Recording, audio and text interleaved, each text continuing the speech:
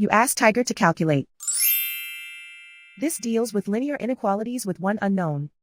The final result is x equal or greater than -4.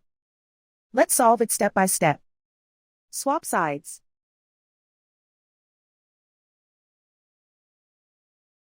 Group all constants on the right side of the inequality.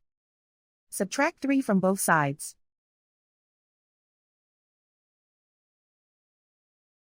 Simplify the arithmetic.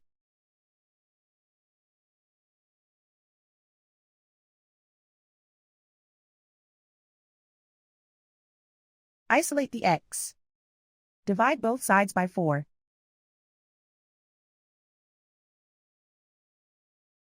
Simplify the fraction.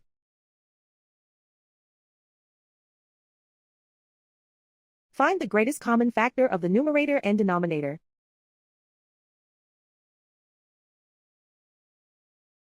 Factor out and cancel the greatest common factor.